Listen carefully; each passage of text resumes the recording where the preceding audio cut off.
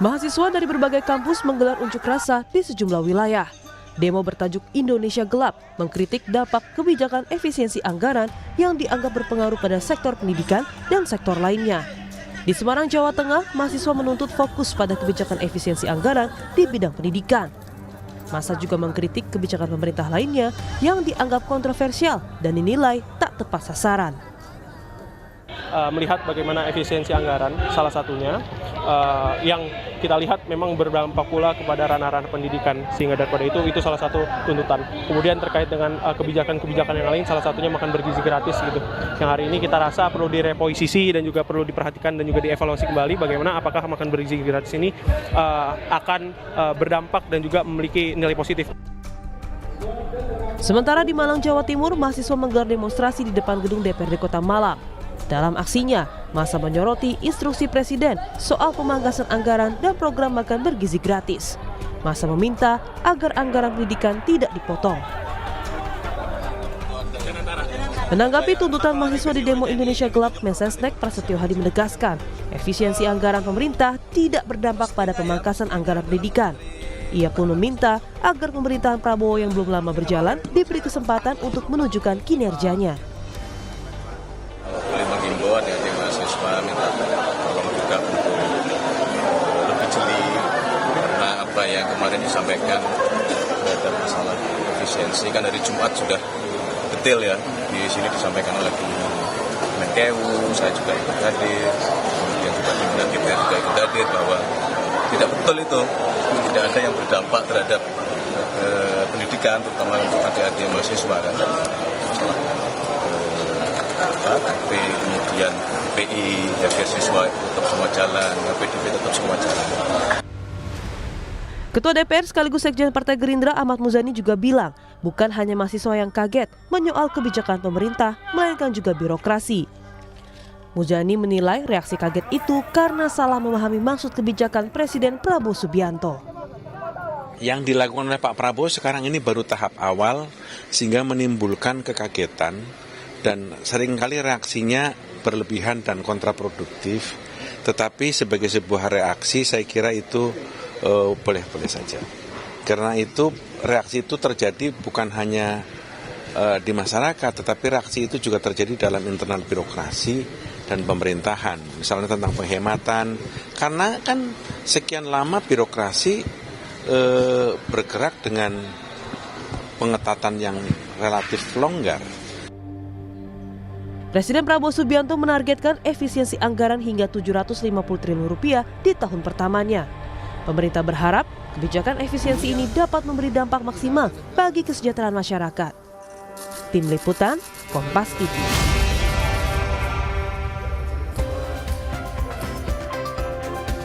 Saudara, aksi demo mahasiswa bertajuk Indonesia Gelap mengkritik beberapa kebijakan efisiensi anggaran yang dilakukan oleh pemerintah. Di antara menyoal biaya pendidikan hingga program makan bergizi gratis yang dinilai tak tepat sasaran. Lantas bagaimana pemerintah bisa menjawab ini dan bagaimana mahasiswa dan rakyat mengawal jika efisiensi anggaran ini memang untuk kesejahteraan rakyat ke depannya. Kita bahas bersama sejumlah narasumber yang hadir di studio. Ada Koordinator Pusat Aliansi BEM seluruh Indonesia, Herianto. Selamat pagi Mas Herianto. Selamat pagi Mas. Terima kasih Mas sudah bergabung di Dialog Sapa Indonesia pagi hari ini. Sekaligus pengamat politik, sekaligus Direktur Eksekutif Trias Politika Strategis Agung Baskoro. Mas Agung, selamat pagi, bertemu lagi Mas. Pagi Mas Mario, ya senang sekali. Dan melalui sambungan Zoom, juru bicara Kantor Komunikasi Kepresidenan Adita Irawati. Selamat pagi Bu Adita. Selamat pagi Mas Mario, Mas Agung, Mas Herianto. Pagi Mbak Adita. Terima kasih Ibu, terima kasih Bapak-Bapak dan juga Bu Adita sudah bergabung di Dialog Sapa Indonesia pagi hari ini. Saya ke Mas Herianto. Mas Herianto, Indonesia Gelap. Indonesia Gelap, makanya Indonesia pakai gelap. hitam semua. Oh ini akhirnya simbolnya adalah Simbolnya. Ini interpretasi dari arti Indonesia Gelap. Kenapa harus namanya Indonesia Gelap dan kenapa harus dilakukan pada saat ini demonstrasi aksi mahasiswa kemarin? Oke, terima kasih Mas. Saya izin mulai dengan semangatnya mahasiswa, hidup mahasiswa. Ingin menyapa kawan-kawan di seluruh Indonesia. Ya. Hari ini Indonesia Gelap menandakan penegasan kita sebagai anak muda dan masyarakat bahwa kita lihat kebijakan-kebijakan hari ini akan mengkhawatirkan masa depan bangsa. Sehingga kita hadir, makna dari filosofi kita mengangkat Indonesia Gelap adalah ini belum ada kejelasan terang di masyarakat bawah Ya kalau masyarakat atas ya mungkin terang dibilang, tapi kita di bawah menganggap bahwa Indonesia sekarang gelap. Dan ini filosofi penegasan juga bahwa katanya 2045 adalah generasi emas. Namun bagaimana kita mau menuju generasi emas? Sedangkan aspek-aspek yang menuju untuk menjadi generasi emas itu dibatasi, dikengkang, termasuk dalam sektor pendidikan. Nah itulah makanya kenapa mahasiswa hari ini begitu banyak dalam bergerak, karena ngena ke dalam aspek pendidikan itu sendiri. Makanya resah. Begitu juga kalau rakyat ngena dalam potensi perutnya, maka rakyat akan bersuara. Berbeda dengan mahasiswa. Kalau mahasiswa berpotensi diganggu dengan pendidikannya, maka mahasiswa akan bergerak dan melawan. Oke, ini hanya pendidikan atau ada tuntutan-tuntutan lain sebenarnya? Karena kalau kemarin Sebenarnya ada belasan poin-poin tuntutan. Ya. Tapi yang kita penegaskan, makanya kenapa mahasiswa masif sekali dalam bergerak, ini karena sektor pendidikannya. Ya. Karena ini mengancam masa depan. Kita memikirkan bagaimana nasib orang tua kita. Ya. Bermimpi besar bahwa anaknya akan menjadi seorang sukses. Berjuang pagi siang malam untuk mencari nafkah, bahkan bisa berhutang hanya untuk anaknya berpendidikan. Ya. Namun apakah negara hadir untuk memfasilitasi itu? Nah itu yang menjadi kebijakan yang gelap kita lihat. Sebenarnya dalam undang-undang termaktub bahwa negara berkewajiban untuk memfasilitasi pendidikan karena dia yang menjadi akomodir membuat cetak-cetak calon generasi masa depan yang cerah. Nah itu harapan kita, semoga suara-suara kita ini didengarkan oleh pemerintah karena kita mau bangsa kita maju. Oke, Mas, saya sebelum ke Mbak Adita, tidak difasilitasi ini seperti apa tindak nyatanya, dalam arti bahwa apakah ini terkait dengan beasiswa ataukah mungkin dengan hal-hal lain yang mungkin disuarakan oleh mahasiswa? Melihat situasi ini sangat menarik sekali ya. Ini kita melihat di kabinet eranya Prabowo Gibran, kita melihat seolah-olah kabinetnya gemuk, namun keadaan birokrasinya tidak sama gemuk. Artinya hanya beberapa pemikir di dalam kabinet. Kita melihat kemarin ketika raker dengan Komisi 10 dengan Kementerian Pendidikan Tinggi menyampaikan bahwa ada dengan pemangkasan anggaran ini akan berefek tentang kenaikan UKT, kemudian pemotongan anggaran beasiswa. Ya. Namun tidak lama setelah ada gejolak dan konflik, pihak dari DPR dan Kementerian Keuangan mengatakan tidak akan ada dampaknya. Ini kan seolah-olah tidak ada sinkronisasi komunikasi di internalnya. Oke. Dia mencerminkan ada konflik di internalnya. Bagaimana dengan masyarakat di luar? Di dalam internal saja tidak solid, bagaimana di luar juga memandangnya? Oke, ini juga menjawab tegas. yang kata Mensesnek tadi bahwa sebenarnya Kemenkeu sudah meluruskan bahwa sebenarnya beasiswa masih ada, KIP masih ada. Benar. Tapi masih tetap di proses. Masih tetap kita, karena ini kan masih dalam proses. Ya. Dan kita tetap suarakan hal ini sehingga tidak terjadi. Ya. Karena kita menganggap bahwa UKT ini sangat rentan. Ya. Sangat rentan ketika naik, karena kita mengingat dulu ketika kita RDPU dengan Komisi 10 pada saat baru kepilih jadi korpus dan teman-teman di Rio menyuarakan bagaimana penolakan atas kenaikan UKT dan IP. Namun apa yang dikatakan Presiden saat itu, bisa saja kemungkinan ini tahun depan akan naik. Dan hal itu yang kita wanti-wanti hari ini. Oke, saya ke Ibu Adita. Bu Adita, bagaimana menjawab tuntutan dari mahasiswa, salah satunya soal pendidikan ini? Oke, tadi sudah dijawab oleh Mensesnek bahwa sudah diluruskan oleh Kemenkeu kemarin terkait dengan beasiswa pendidikan ini. Tapi teman-teman mahasiswa masih tunggu dan juga masih mengikuti proses dari terkait dengan kebijakan pendidikan ini. Baik. Ya, yang pertama kami melihat apa yang kemudian menjadi aspirasi dari adik-adik mahasiswa ini sebagai bagian dari kebebasan berpendapat ya, yang memang itu kan dijamin di negara kita sebagai negara demokratis. Apapun aspirasi yang akan disampaikan, selama itu dilakukan dengan cara-cara yang memang sesuai dengan ketentuan ya, dan tidak merugikan kepentingan umum, tentu akan kami hargai gitu. Jadi itu ya, Mas Herianto dan kawan-kawan yang turun ke jalan, kami pemerintah tentu memberikan ruang untuk itu.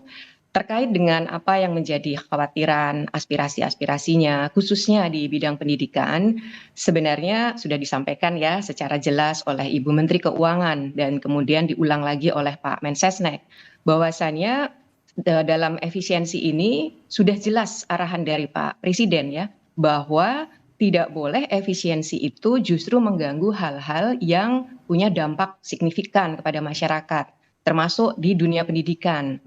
Memang ada sebuah proses ya, karena ini kan sesuatu yang baru ya, efisiensi yang demikian besar, ini sesuatu yang baru, sehingga ada proses yang mungkin ada dinamika begitu ya. Di awal mungkin ada interpretasi tertentu, kemudian akhirnya dilakukan rekonstruksi, hingga akhirnya untuk biaya pendidikan sudah jelas ditegaskan ya.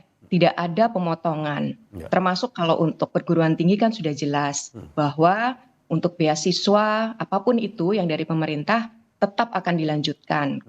Untuk UKT ini juga pemerintah tentu juga akan meminta kepada perguruan tinggi ya, meskipun ada efisiensi, tetapi itu efisiensi untuk faktor-faktor yang memang jadi target gitu.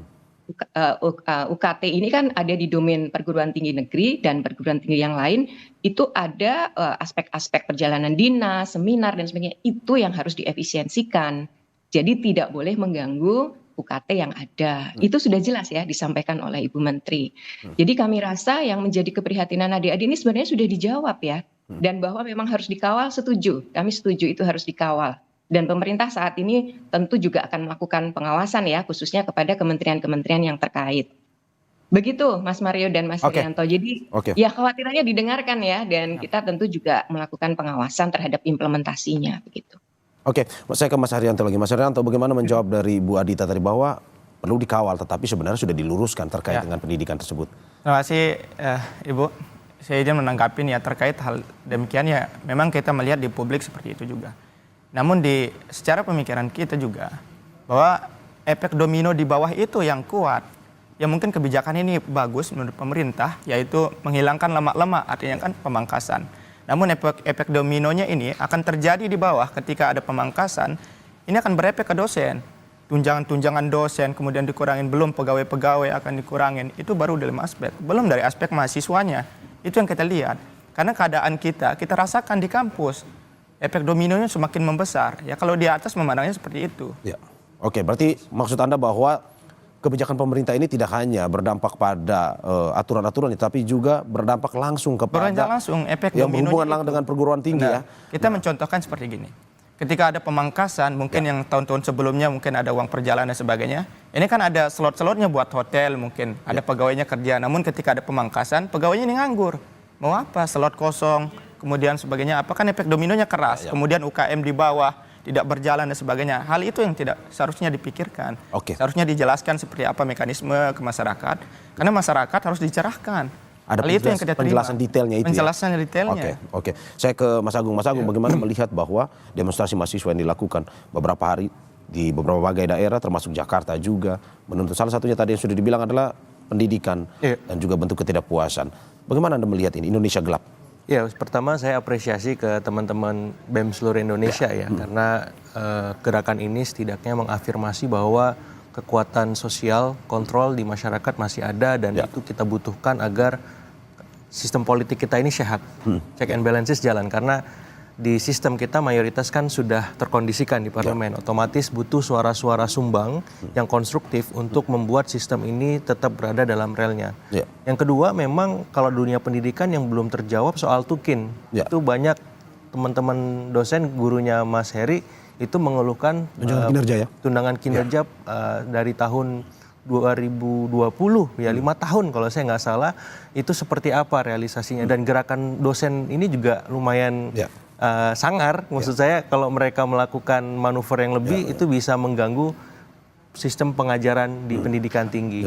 Nah yang kedua yang perlu disoroti adalah pemerintah harus merespon ini. Dalam artian tuh ada 13 tuntutan yang saya baca. Tuntutan pendidikan itu hanya salah satu dari 12 yang lain.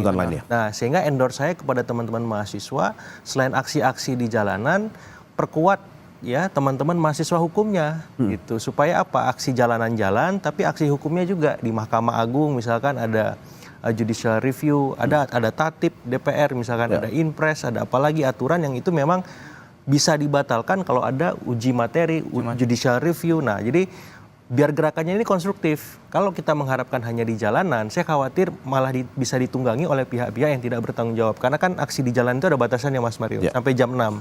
Kalau enggak diteruskan kan jadi bentrok, ricuh. Nah, saya kira ada ikhtiar lain yang dilakukan supaya ini produktif, konstruktif lewat jalur hukum, lewat jalur sosial, ya advokasi di masyarakat. Kalau memang ada yang terabaikan hak-haknya, BEM juga bisa mengaktifasi gerakan-gerakan advokasinya seperti itu. Jadi demonstrasi ini hanya salah satu kanal. Gitu. Yang ketiga yang penting adalah saya melihat bagaimana kemudian di internal kementerian, khususnya Kabinet Merah Putih ini ada soal tadi komunikasi, koordinasi, sinkronisasi yang masih gagap, Mas. Jadi memang ini perlu disiasati dengan baik. Misalkan kemarin sempat saya ulas juga sama Mbak Dita, itu teman-teman PCO ini kan udah gesit sebenarnya.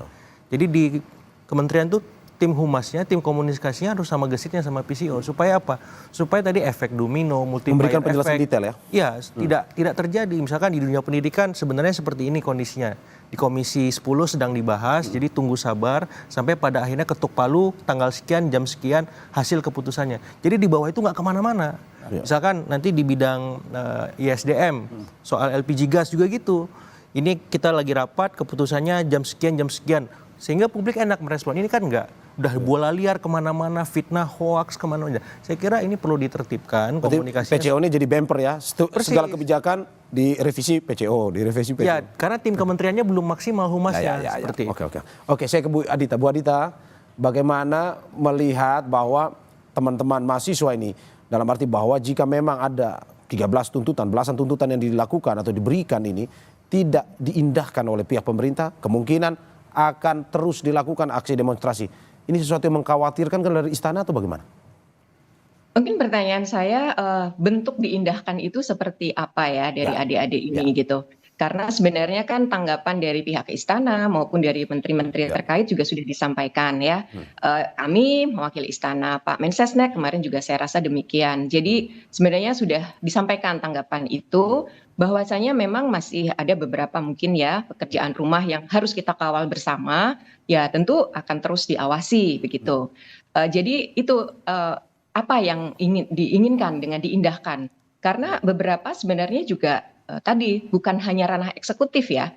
Ada soal undang-undang, ada soal macam-macam gitu. Soal tadi yang sudah disinggung oleh Mas Agung, ada aspek hukum juga. Ini kan bukan sesuatu yang kemudian dari turun ke jalan langsung bisa dijawab ya. Ini harus sesuatu yang mungkin perlu ada kajian, perlu ada diskusi dan sebagainya. Jadi itu yang mungkin perlu dijawab juga ya oleh adik-adik. Bahwasanya tuntutan-tuntutan yang sangat spesifik terkait dengan mahasiswa seperti pendidikan, terus tadi disinggung makan bergizi gratis, semuanya kan tengah berjalan ya gitu. Justru kami juga ingin adik-adik ini mengawal dengan cara-cara yang memang ya dari pihak akademis ini kan bisa dilakukan tadi ya, melakukan fokus group discussion misalnya atau diskusi-diskusi lah ya yang itu mengundang kami dari pemerintah, lalu kita bertukar pikiran, mungkin nanti ujungnya bisa menjadi sebuah policy recommendation dan sebagainya. Mungkin itu yang kami lihat. Jadi tidak hanya turun ke jalan, tapi mari kita cari bentuk-bentuk penyampaian aspirasi yang mungkin lebih terstruktur ya. Yang Bu akhirnya Adita. bisa gitu. Bu Adita, sebenarnya yang dipermasalahkan itu adalah sebenarnya aksinya atau tuntutannya sebenarnya? Kalau aksinya kan tadi saya sudah sampaikan ya, bahwa turun ke jalan itu diberikan ruang oleh negara ini kan, sebagai negara yang demokratis gitu. Dalam hal tuntutannya, karena ada 13 ya, ini tentu kita harus berdiskusi lagi soal ini gitu. Meskipun beberapa menurut saya sih sudah terjawab ya, sudah terwujud gitu ya, dan untuk itu adik-adik mungkin tinggal mengawal saja bagaimana nanti implementasinya. Demikian Mas Mario. Tapi kan tadi sudah disampaikan Bu Adita bahwa mereka butuh penjelasan yang lebih detail. Misalkan tadi juga disampaikan oleh Mas Agung bahwa tidak hanya PCO, tetapi ketika itu berhubungan dengan kebijakan, kementerian terkait pun harus memberikan penjelasan-penjelasan detail sehingga tidak berefek domino kalau tahu kata Mas Herianto tadi kepada masyarakat. Dari PCO sendiri bagaimana melihat? Ya, dalam komunikasi publik ya dari pemerintah kita memang berbagi peran ya, Mas Mario.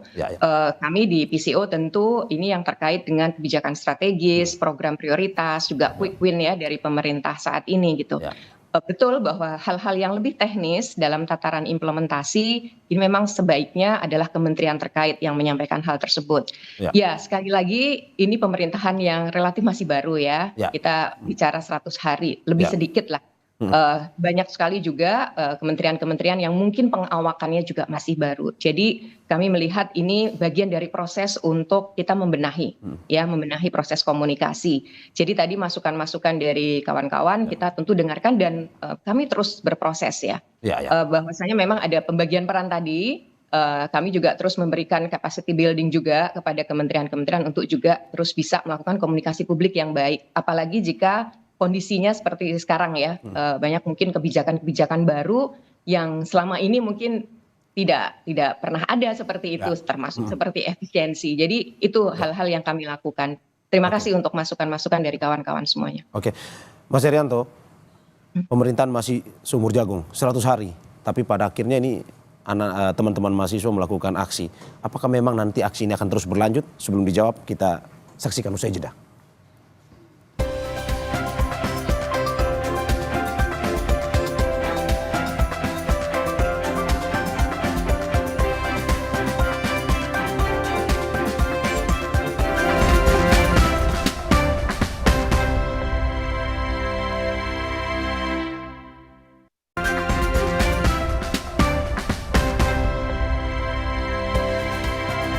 Terima kasih masih di Sapa Indonesia Pagi bersama saya Mario Sarong dan para narasumber saya yang hadir. Ada di studio, ada Koordinator Pusat Aliansi BEM seluruh Indonesia, Herianto, ada pengamat politik sekaligus Direktur Eksekutif Trias Politika Strategis, Agung Baskoro, dan melalui sambungan Zoom, juru bicara Kantor Komunikasi Kepresidenan, Adita Irawati. Saya ke Mas Agung. Mas Agung, melihat bagaimana aksi demonstrasi yang dilakukan oleh mahasiswa beberapa hari ini, dan juga katanya akan berlanjut, infonya, bagaimana Anda melihat bahwa baru 100 hari sebenarnya pemerintahan Presiden Prabowo Mas Gibran, tetapi aksi sudah dilakukan dan lumayan besar. Iya. Kepentingan kah? Iya, ini alarm politik secara kualitatif ya. Karena secara kuantitatif kan kinerja pemerintah diapresiasi lewat temuan survei kepuasan publik yang angkanya di atas 80%. Sehingga aksi-aksi demonstrasi mahasiswa ini bisa dimaknai sebagai alarm penting supaya pemerintah tidak terlena dengan capaian kuantitatifnya. Karena kualitatif ini yang dirasakan oleh masyarakat day to day-nya. Kalau ini tidak direspon, minimal 1, 2, 3 respon ya, kemudian berikutnya karena 13 tuntutan ini sebenarnya make a sense. Saya coba analisis karena juga dulu sempat juga bagian dari teman-teman mahasiswa juga yang turun dalam wadah BMSI gitu. Jadi ketika teman-teman BMSI ini turun, biasanya mereka memulai dari kajian, riset, sampai pada akhirnya kalau ini nggak didengarkan, dilampirkan tuntutan itu nggak direspon, mereka turun ke jalan gitu. Jadi saya berharap memang ini direspon karena kalau misalkan tidak, khawatir ini akan menjadi bola salju yang besar dan efeknya bisa mengganggu stabilitas kita secara keseluruhan. Karena apa? Karena kekuatan di luar parlemen yang tersisa kan teman-teman gitu, kelompok-kelompok masyarakat sipil lain, sehingga merespon itu satu hal, tapi melunasinya, menyelesaikannya itu hal lain. Dan ini yang ditunggu oleh teman-teman mahasiswa maupun publik secara keseluruhan agar apa?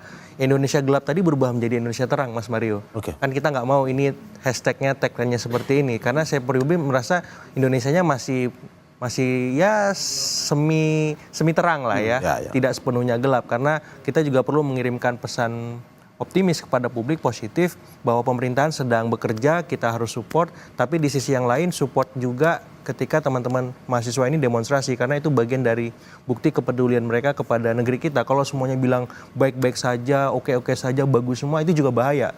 Saya kira dalam sistem yang sehat harus ada orang-orang yang mengingatkan, dan kita bersyukur dan beruntung teman-teman mahasiswa ini menjalankan peran tersebut. Oke, tadi Anda bilang alarm politik ya? Ya, secara kualitatif. Secara kualitatif, apakah mungkin saja alarm politik itu bisa berujung pada reshuffle atau bagaimana? Dari 13 tuntutan itu? Iya, kalau alarm politik kuantitatifnya juga menyala, tingkat kepuasan publik menurun, ini bahaya. Ya, jadi mau nggak mau harus ada ikhtiar mengganti orang-orang yang ndablek dan bandel kata Pak Prabowo itu. Sehingga soal Tukin, soal LPG, soal pagar makan laut, dan soal-soal yang viral kemarin yang kemudian diafirmasi oleh gerakan mahasiswa ini bisa selesai dan terlunasi janjinya untuk tidak terulang lagi. Oke. Saya ke Mas Herianto. Mas Herianto, salah satu dari 13 tuntutan itu adalah terkait dengan perombakan kabinet kalau dalam 13 tuntutan itu. Apa sebenarnya ingin disampaikan oleh teman-teman mahasiswa ini dalam arti bahwa ini 100 hari. Seperti yang kata Ibu Adita bahwa pemerintahan masih terus berjalan menunjukkan profesionalitasnya dalam bekerja, tapi teman-teman mahasiswa sudah melakukan aksi. Apa sebenarnya yang dilihat? Kalau kita mengangkat itu ya, kenapa kita meminta Presiden Prabowo Gibran agar mengevaluasi total struktur kabinetnya. Karena kita melihat bahwa struktur kabinetnya adalah gemuk. Dan ada kita lihat beberapa kementerian yang tidak menjalankan sesuai instruksinya Pak Presiden Prabowo. Kita melihat kemarin di kasus LPG. Kementerian Pak Bahlil mengatakan bahwa ini atas instruksi Presiden, tapi dia tidak menyebutkan Presiden mana, tidak ada nama. Jadi setelah ada berkasus, kemudian dari pihak DPR, Sumi Dasko mengatakan bahwa ini bukan instruksi dari Prabowo. Ini kan mencerminkan di masyarakat bawah bahwa negara kita sekarang dipimpin dua matahari. Nah, harus ini yang tidak harus dikelirkan. Kemudian apa kata Prabowo kemarin di pidatonya bahwa negara di Forum Dunia mengatakan bahwa negara kita lagi mengkencam dengan kasus-kasus korupsi. Apakah itu menjadi instruksi seharusnya kabinet-kabinet yang berwenang di dalam tupoksi, maksud tupoksinya, karena apapun kata presiden itu adalah suatu kata yang sakral, harus ditaatin, harus dijalankan kalau memang tupoksinya benar. Nah sekarang RUU perampasan aset ini mau dikemanakan? Padahal Prabowo mengatakan negara kita lagi dikencam dengan korupsi yang begitu merajalela. Seharusnya RUU perampasan aset inilah yang didorongkan, disahkan bagi wewenang. Kemudian ada beberapa kementerian kemarin yang tidak sinkron komunikasi di internal. Prabowo menginstruksikan TNI Angkatan Laut agar membongkar pagar laut. Kementerian KKP menganggap jangan dibongkar dulu. Ini kan tidak patuh terhadap presidennya. Lalu Kementerian KPP siapa sebenarnya presidennya? Nah ini seharusnya ada penegasan dari presiden. Kalau kalian tidak taat dengan peraturan saya, kalian minggir. Nah kalau kita berkaca dari kita ya di BEM kita tidak digaji. Ada beberapa kementerian tidak menjalankan tupoksi bagaimana masyarakat diinginkan, kita pecat, resapel.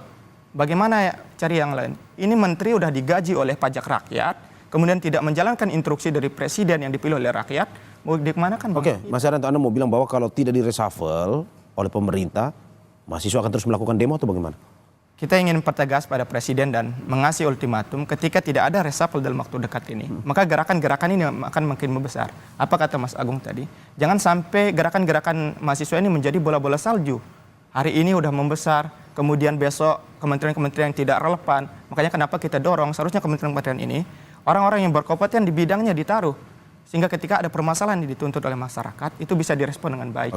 Itu yang kita inginkan. Bu Adita, bagaimana merespon keinginan dan tuntutan dari teman-teman mahasiswa ini terkait dengan kabinet yang hingga saat ini terkait dengan profesionalitas, bahwa tuntutan mereka bahwa ada reshuffle yang harus dilakukan, bahwa kalau tidak ya akan ada seperti bola salju, akan terus demonstrasi dan aksi-aksi yang dilakukan selain demonstrasi.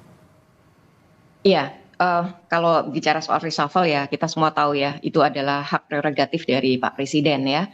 Bagaimana beliau kemudian menilai timnya, menilai pembantunya, kemudian juga akan melakukan mungkin penggantian dan sebagainya, itu adalah hak beliau. Tapi poinnya adalah bahwa Pak Presiden pasti melakukan evaluasi dan juga penilaian terhadap timnya. Mekanismenya banyak, mekanisme untuk melakukan pengawasan dan evaluasi itu. Kalau yang bicara yang official atau yang resmi kan banyak ya rapat-rapat yang dilakukan bersama menteri, baik itu dalam yang sifatnya mungkin kolegial maupun yang one on one seperti itu. Lalu juga ada yang mungkin sifatnya tidak resmi. Beliau pasti mengamati ya bahwasanya saat ini Pak Presiden tuh selalu mendorong semua pembantunya itu untuk semua punya satu visi dan misi yang sama gitu, yaitu kita harus punya kebijakan yang pro rakyat tadi ya. Bahwasanya di dalam tataran teknis pelaksanaannya ini memang terkadang sekali lagi ya ada dinamika yang kemudian dirasakan oleh masyarakat kok sepertinya tidak sinkron begitu. Padahal arahan beliau itu jelas ya, arahan di level kepresidenan itu jelas. Di tataran implementasi ini tentu diserahkan kepada para pembantu. Ada beberapa memang ya dinamika tadi sudah disampaikan bahwa kebijakan itu adalah kebijakan yang tentunya sudah diketahui oleh presiden. Kebijakan secara besar ya, tetapi ketika diimplementasikan ini sudah ranah dari kementerian. Nah ini yang mungkin publik juga perlu tahu ya, bahwa tidak ada itu dua matahari, tidak ada juga itu instruksi yang dari pihak-pihak yang di luar presidenan, itu tidak ada. Itu semua dari presiden ya. Namun demikian sekali lagi di tataran teknis tentu itu adalah ranah kementerian. Bahwa kemudian ada tadi yang dirasa kok kurang sinkron dan sebagainya. Sekali lagi ini bagian dari dinamika yang kemudian kan kita tidak diam ya. Kita respons. Presiden juga kemudian memberikan arahan lebih lanjut. Jadi ini satu hal yang sekali lagi ini adalah proses dalam bernegara dan kami tentu melakukan evaluasi terus-menerus. Sekali lagi soal reshuffle itu hak sepenuhnya dari Pak Presiden ya. Tentu beliau akan punya pertimbangan-pertimbangan tersendiri untuk itu. Saya ke Mas Herianto. Mas Herianto, bahwa bagaimana kita melihat aksi mahasiswa ini, bagaimana teman-teman BMSI memastikan bahwa aksi mahasiswa ini tidak akan berujung anarkis pada akhirnya. Apakah mungkin akan ada demonstrasi atau mungkin ada jalan-jalan yang ditempuh, jalan-jalan lain yang ditempuh oleh mahasiswa, dan juga tidak ada kecurigaan bahwa ini ditunggangi ataupun ini dipolitisasi oleh pihak-pihak tertentu? Oke, terima kasih Mas. Mahasiswa selalu bergerak, selalu mengedepankan dengan pemikiran yang cerah ya. Makanya kenapa mahasiswa selalu dislogankan bahwa kaum-kaum intelektual yang mengedepankan riset, kajian, kemudian poin-poin tuntutan. Kita dalam melakukan aksi tidak hanya begitu aksi, banyak proses. Kita menangkap isu-isu yang dilemparkan oleh pemerintah, kemudian kita kaji, kemudian perdalam, baru kita konsolidasi. Dari setiap instansi melaporkan bagaimana pandangannya, baru kita kerucutkan poin-poin tuntutan. Ketika di lapangan, apakah tidak akan terjadi anarkis dan tidak, itu selalu kita bahas di Teklab, bagaimana taktisnya, siapa yang menjadi borgol, kemudian siapa yang garda ke depan, humas, tim sebagainya. Itu skenario udah dimatang-matangkan oleh aliansi. Nah, menjadi kekhawatiran kita ketika gerakan-gerakan mahasiswa ini selalu ditunggangin. Karena kita melihat hari demi hari itu hal terbiasa ya. Ada beberapa parpol, ada beberapa kepentingan-kepentingan seolah-olah dia yang mengarahkan. Padahal gerakan mahasiswa ini murni atas keresahan pribadinya. Karena mahasiswa apa sih yang dia mau? Ini kan berefek ke masyarakat semua. Kalau kita berpikir secara rasional, mahasiswa lebih baik tidur belajar saja, ngapain berjuang. Cuma dengan keresahannya, panggilan jiwa sebagai mahasiswa, maha artinya besar dan siswa, artinya orang-orang yang besar akan membela orang-orang yang kecil di bawah. Hadir untuk terpanggil jiwanya untuk menyuarakan hal tersebut. Hal itulah yang kita respon, sehingga ke depan ada jalur-jalur memang kita tempuh, bukan hanya jalan. Nah, aksi demonstrasi ini adalah salah satu pilihan, karena penegasan bahwa pemerintah kalau tidak ditanggapin, maka ini adalah jalan-jalan satu-satunya. Besok kita akan melalui jalur yudikatif, jalur eksekutif, jalur legislatif. Semua akan kita tempuh. Namun ini sebagai langkah awal penegasan kita bahwa mahasiswa selalu hadir untuk menyuarakan kepentingan rakyat. Oke. Saya ke Mas Agung. Mas Agung, bagaimana melihat teman-teman BMSI? Ada beberapa jalur yang akan ditempuh. Aksi salah satunya. Tapi bagaimana Anda melihat bahwa janji ataupun dari teman-teman ini menjamin bahwa tidak akan ada anarkis, tetap akan berjalan, tetapi memang ini soal bagaimana menyuarakan lewat aksi dan juga tidak ditunggangi. Pertama paling sederhana lihat gerakan mahasiswa itu murni atau tidak itu dari tuntutannya Mas Mario. Itu 13 tuntutan itu benar-benar aspirasi warga. Tapi kalau ada tuntutan yang aneh-aneh, itu patut dicurigai, patut diduga itu ada pihak-pihak yang menunggangi dari tuntutannya saja. Yang kedua, ya saya menghimbau dan berharap teman-teman ini sesuai aturan main gitu. Kalau memang jam 6 harus selesai, ya selesai. Silakan manfaatkan tadi ya jalur legislatif, audiensi ke DPR, komisi berapa, ke yudikatif, ke Mahkamah Agung lewat kemudian judicial review, ke MK, uji materi. Kalau memang nggak bisa juga demonstrasi lagi. Dan saya kira setiap hal-hal semacam itu kan akan dilihat oleh publik konsistensinya. Dan yang ketiga memang yang bisa diarahkan juga dari teman-teman ini adalah bagaimana bisa menyiapkan semacam blueprint, kajian yang itu disebarluaskan ke masyarakat, walaupun sudah dilakukan pasti, tapi ini lebih sistematis lagi sebagaimana masukan Mbak Dita tadi, supaya apa? Supaya publik juga tercerdaskan, tercerahkan, sehingga gerakan ini bukan hanya milik mahasiswa, tapi milik seluruh rakyat Indonesia, dan itu pernah terjadi ketika reformasi di korupsi, ketika kemarin ada Garuda Biru, ya, semua elemen terlibat. Nah, gerakan semacam ini yang saya kira perlu diinisiasi oleh teman-teman ini. Jangan sampai hanya mahasiswa saja, sehingga nanti dari mahasiswa oleh mahasiswa untuk mahasiswa, ketika pendidikannya diakomodir, soal tidak ada kenaikan biaya kuliah, kemudian tukin dikabulkan, udah nggak demo lagi. Jangan, karena mahasiswa ini representasi kita, harapannya libatkan semua, teman-teman buruh, teman-teman agamawan, ya, teman-teman masyarakat lain seperti, sehingga apa? Gerakan ini memang gerakan bersama dan bisa membuat sistem demokrasi kita semakin sehat, kuat dan berkualitas, Mas. Saya ke Ibu Adita. Bu Adita, bagaimana melihat bahwa ini teman-teman mahasiswa terus menyerukan aksi, demonstrasi hanya salah satunya, tapi ada jalur lain, dan juga bagaimana dari istana pada akhirnya solusi seperti apa yang ditawarkan untuk pada akhirnya ya pengawalan tetap berlanjut, tetapi apa yang diinginkan atau tuntutan mahasiswa ini pada akhirnya ya bisa terjawab dan bisa terjelaskan secara detail. Ya, sekali lagi bahwa gerakan turun ke jalan itu tadi tentu kita dengarkan ya, dan apa yang menjadi aspirasinya juga kita perhatikan begitu. Bahwasanya nanti akan seperti apa hasil dari tuntutan itu, tadi yang kami sebenarnya juga sangat sarankan, bagaimana jika kita pun juga punya forum-forum untuk melakukan komunikasi dua arah, diskusi-diskusi gitu ya, yang nantinya justru penjelasannya akan lebih terstruktur di situ ya. turun ke jalan satu hal ya, kita juga dengarkan tuntutannya, tetapi detail dari itu kita juga perlu pahami gitu. Dan itu perlu satu sebuah diskusi mungkin yang sifatnya nanti akan lebih jelas lagi sebenarnya tuntutannya seperti apa, lalu harapannya apa begitu ya. Nanti wujud bahwa itu sudah terpenuhi itu apa, ini kan kita juga perlu gali lebih dalam begitu ya. Jadi saya rasa ini perlu ada satu forum lagi untuk kita sama-sama membahas hal tersebut begitu ya. Dan teman-teman mahasiswa dengan perwakilannya tentu sangat welcome ya untuk misalnya hadir begitu ke PCO untuk kita sama-sama membahas tentang itu gitu. Sehingga apa yang terjadi di jalan pun juga kita bahas dalam ruang yang mungkin akan lebih membuka diskusi gitu. Sehingga kita juga sama-sama tahu apa sebenarnya yang diharapkan begitu. Oke. Saya ke Mas Herianto. Mas Herianto, seperti kata Ibu Adita, ruang komunikasi terbuka buat mahasiswa untuk bisa saling berdialog, berdiskusi. Bagaimana ke depan dari BMSI sendiri untuk melihat komunikasi yang terbuka untuk bisa berdialog dengan pemerintah? Singkat saja, Mas.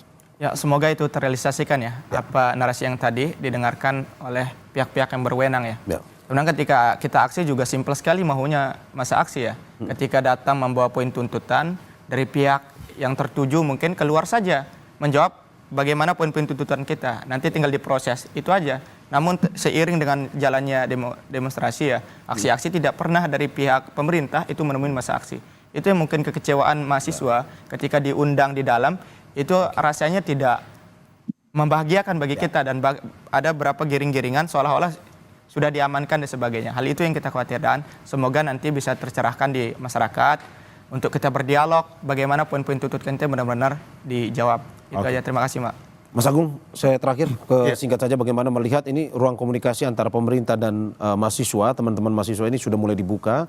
Apa yang harus disampaikan, baik itu dari mahasiswa dan apa yang sebenarnya harus disampaikan dari pihak pemerintah?